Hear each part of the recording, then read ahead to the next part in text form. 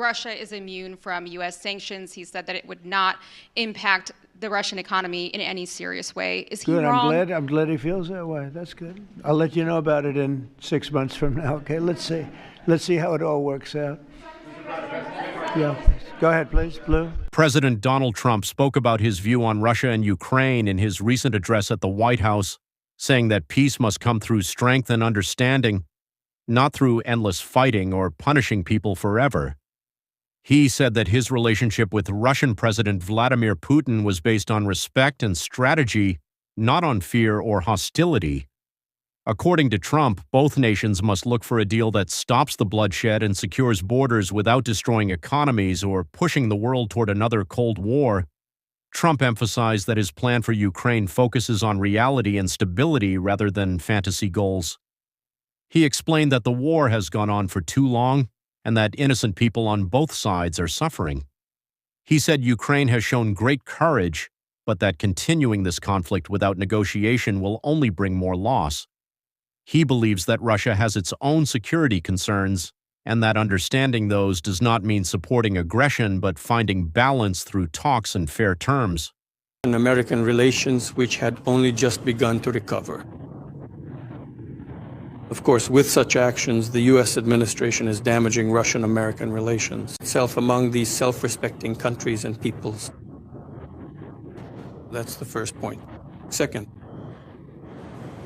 this is the purely economic component. Yes, and if we talk about the political aspect, of course, this is an unfriendly act towards Russia. That's obvious. When asked about sanctions on Russia, Trump gave a detailed response, explaining that sanctions are powerful, but they can also hurt global markets, energy prices, and ordinary citizens. He said during his administration, sanctions were used as leverage, not as a permanent weapon. His policy was to pressure Russia to make good decisions while keeping open a door for dialogue and cooperation. He mentioned that in his previous term he approved sanctions against Russian entities involved in harmful actions, but he also worked to lower tensions and keep communication open between Washington and Moscow.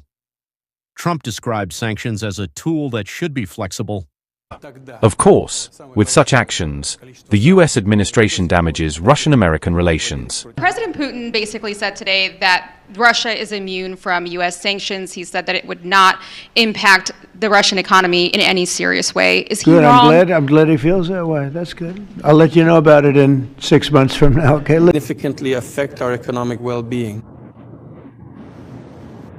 During his first presidential term, it is well known that President Trump imposed the largest number of sanctions that had ever been introduced against the Russian Federation up to that point.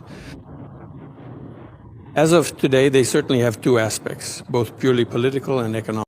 He argued that when sanctions become endless, they lose their purpose and end up damaging trade and global stability.